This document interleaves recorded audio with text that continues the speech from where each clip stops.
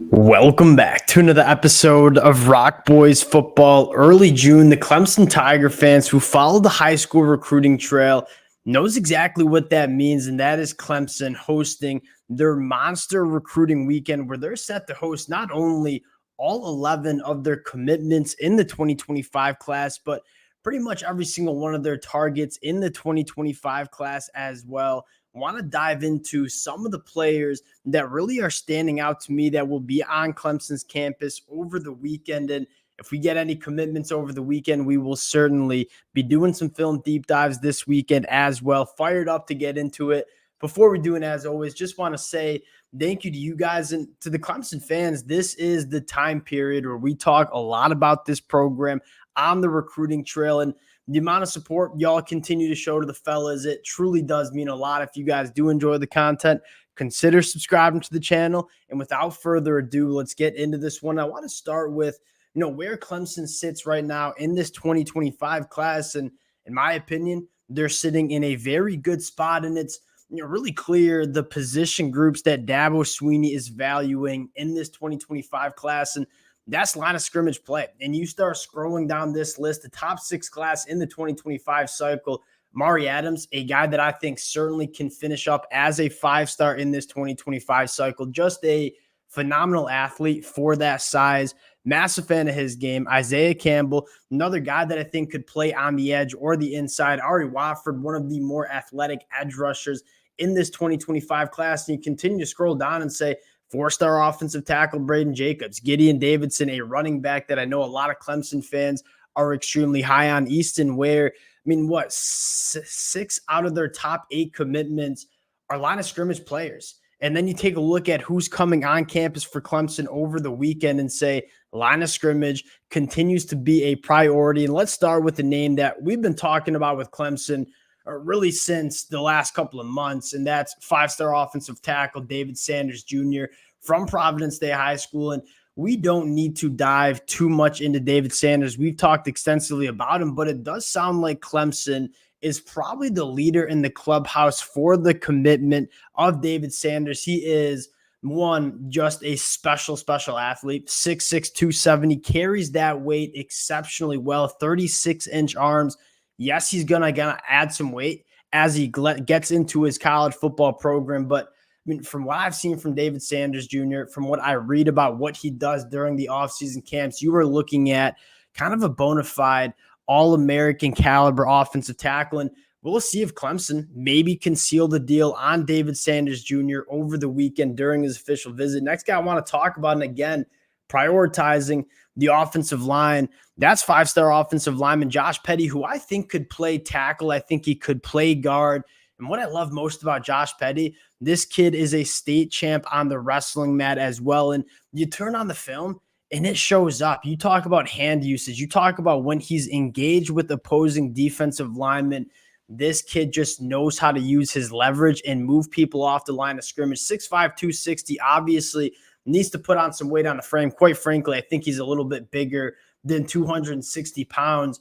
Really big-time athlete who knows how to use his hands and plays with leverage. I think could play offensive tackle, but I kind of like him as a guard as well, just because when he's engaged, kind of playing in that phone booth a little bit more close quarters, that's where I think he's at his best. But when you can get a starting caliber tackle that can also play guard at an extremely high level, and you talk about building the depth on that line of scrimmage, Josh Petty goes a long way in kind of creating that depth for this Clemson offensive line. And I'll give Matt Luke a massive shout out. Not only, 2 guys in Easton Ware and Braden Jacobs already committed to Clemson, but going after a plethora of offensive linemen. Matt Luke, not only a phenomenal player developer, but a guy that can get it done on the recruiting trail as well. One of those offseason hires that, I think just kind of, flew under the radar, if you will, in the college football landscape. Now, the next position group I want to talk about is the safety position, where what Clemson values at that safety spot. They have done a phenomenal job recruiting defensive backs who come in and play early, right? We just broke down some of our favorite players for Clemson, Avian Terrell, Khalil Barnes. I love what Clemson does on the recruiting trail with these defensive backs, but they prioritize guys who can take away the football. You look at Anquan Fagans, a guy that had 9 interceptions as a sophomore in high school.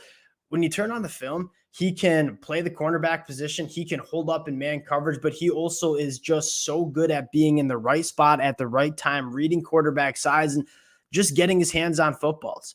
And you look at a safety that has the ball skills and kind of those instincts to come up with those game-changing turnovers, but also a guy that can hold up in man coverage when you ask him to. You don't normally see safeties that can do both at a very high level. I think Anquan Fagans is one of those guys. And you talk about how Clemson likes to move their guys all around that secondary, whether you're playing nickel, whether you're playing that safety spot. Anquan Fagans, I think, gives you some of that versatility where you can walk him into the box, tell him to be that slot cornerback, but you can also play him as that center field safety and have those ball skills to go sideline to sideline, make plays on the football. Big fan of Anquan Fagans. And another guy that is probably on commitment watch for Clemson, that's 4-star safety Jordan Young, who a lot to like about this kid, two-way player. He is a guy, take a look at the numbers from his sophomore season, 34 catches for over 800 yards, had 8 interceptions as a sophomore. This is, I mean, again, just like we talked about with Anquan Fagans, just like we talked about with someone like Ricardo Jones in the 2024 class, Clemson values safeties that have those ball skills that can go make plays on the football. Jordan Young, having that wide receiver background, is very comfortable going up, making plays on footballs, also plays basketball and track and field. And you can kind of just get the sense that this is a guy that's a 3-sport athlete that plays 2 ways. Why? Because he's just one of the better athletes that's on the football field. And a lot of times we like to overcomplicate the college football game. When you can get just premier athletes who are big, strong, fast, that's how you win football games. Jordan Young is kind of one of those guys. And the next guy I want to talk about, and one of my favorite targets for Clemson, it sounds like they really have a shot at him, and that's going to be wide receiver Cortez Mills. I think it's going to be a riser. And you take a look, there's a lot of question marks about Cortez Mills on the composite. He's a top 100 wide receiver. According to 24/7 Sports, he is the 20th wide receiver in the class. When you watch the film of Cortez Mills, he's been extremely productive, 79 catches for over 1,600 yards, 18 touchdowns as a junior in high school.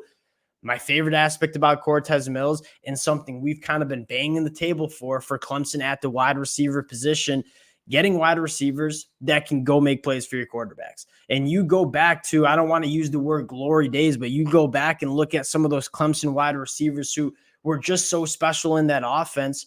They had the ability to go up and make plays for the quarterback. You look at Clemson over the last couple of years and say, that hasn't really been the case. Those big physical wide receivers that can work through contact, make plays down the field.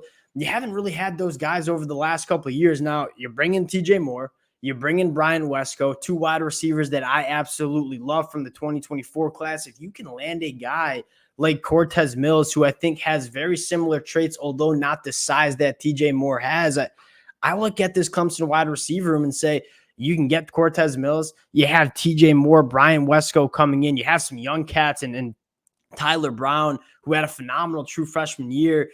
We talked a lot about Clemson kind of overhauling their wide receiver room, attracting top-end talent. I think Cortez Mills really could be one of those guys, and I would not be surprised in the least if we're talking about a consensus top 100 national player when it's all said and done on signing day.